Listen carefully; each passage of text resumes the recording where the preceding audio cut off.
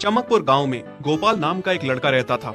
उसकी सौतेली माँ और बाप ने उसे घर से निकाल दिया था। उसकी सौतेली माँ ने सब कुछ अपने और अपने बच्चों के नाम पे कर रखा था और गोपाल को हिस्से के नाम पे 3 गायें दे रखी थी। गोपाल पढ़ा लिखा तो बहुत था, पर नौकरी ना मिलने के कारण उसने सोच लिया था कि वो अब उन तीनों गायें की खूब देख रेख करके उनसे जो दूध मिलेगा उसे बेच के अपना कारोबार चलाएगा। अब मैं बिल्कुल अकेला हो गया हूँ। गौ माता, तुम तीनों के अलावा मेरा अब कोई भी नहीं है। बस मेरा घर चलाने के लिए तुम तीनों को मेरी मदद करनी होगी। तीनों गायें बहुत ही हट्टी कट्टी और जवान थीं और रिश्ते में भी एक दूसरे की बहनें लगती थीं। चंपा, चमेली और मैना। मैना सबसे बड़ी और समझदार गाय थी। चंपा गर्भवती थी और चमेली को अभी अभी बच्चा हुआ था। वो दूध दे रही थी, जिसके दूध को बेच के गोपाल का थोड़ा बहुत घर चल रहा था। पर गोपाल को अब चंपा और मैना पे पूरा भरोसा था कि जब उनका बच्चा हो जाएगा तो वो खूब दूध देने लगेंगी और जिससे उसका कारोबार अच्छे से सेट हो जाएगा। देखा चमेली बहन, हमारे मालिक को कितनी उम्मीदें हैं हम तीनों से। हाँ चंपा, सुना मैंने, मालिक ने हमसे कितनी सारी उम्मीदें लगा रखी हैं। और उम्मीद रखे भी क्यों ना, कितना समय खर्च करते हैं मालिक हम पे और कितनी सेवा करते हैं हमारी, कितना खिलाते पिलाते हैं हमें। और फिर हम मालिक की उम्मीदों पे खरा ना उतरेंगी तो धिक्कार है हमारी जिंदगी पर। सही कह रही हो बहन तुम। चलो हम तो मालिक के लिए कुछ ना कुछ कर ही लेंगे। तुमने बच्चा दे दिया है, दूध भी दे रही हो, मैं भी गर्भवती हूँ। थोड़े दिनों में मैं भी बच्चे को जन्म दे दूंगी, फिर दूध भी देने लगूंगी। लेकिन इस मैना दीदी को देखो, हम दोनों से बड़ी हैं, एक बार भी बच्चा न दे पाई आज तक। क्या इसका फर्ज नहीं बनता मालिक के लिए कुछ? ये तो बड़ी हैं, हमसे ज्यादा इसको मालिक के लिए करना चाहिए था। लेकिन हम छोटी होकर इतना सोच रहे हैं। तुम दोनों ऐसा क्यों कह रही हो? क्या गलत कह रहे हैं हम? सही तो कह रहे हैं। कितने सालों से बांझ पड़ी हो तुम। ऐसा कैसे कह सकती हो तुम? बच्चा देना ना देना मेरे हाथ में थोड़े ना है। मैं भी तो माँ बनना चाहती हूँ ना। मैं भी चाहती हूँ कि दूध दूँ और मालिक को मेरे दूध से कुछ फायदा हो।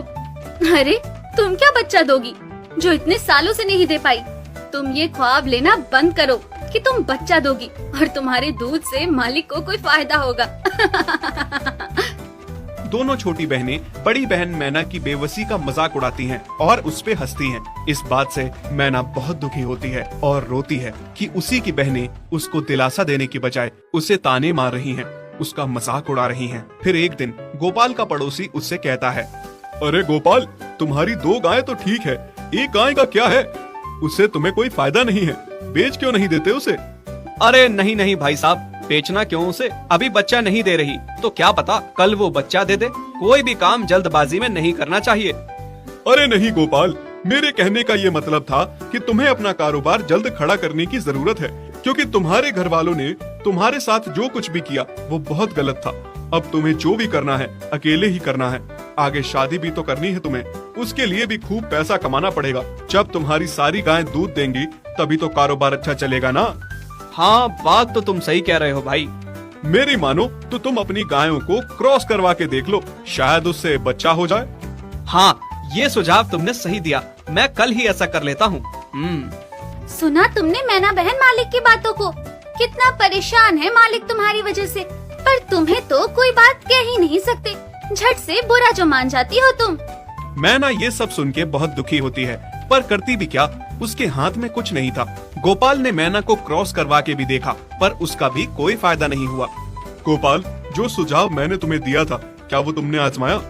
हाँ भाई, वो भी करके देख लिया, पर उसका भी कोई असर ना हुआ।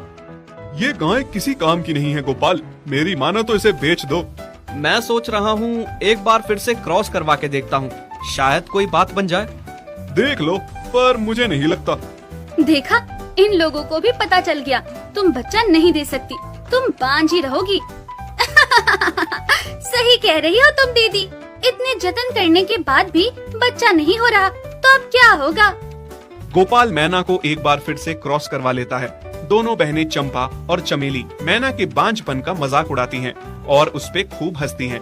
फिर एक दिन मैना चमेली के बच्चे के साथ खेल रही थी कि तभी चंपा देख लेती है। हाँ देख तो चमेली दीदी, ये मैना दीदी तेरे बच्चे के साथ क्या कर रही है? मुझे समझ में नहीं आ रहा, तू इस बांझ के साथ अपने बच्चे को कैसे छोड़ सकती है? जब मेरा बच्चा आ जाएगा मैं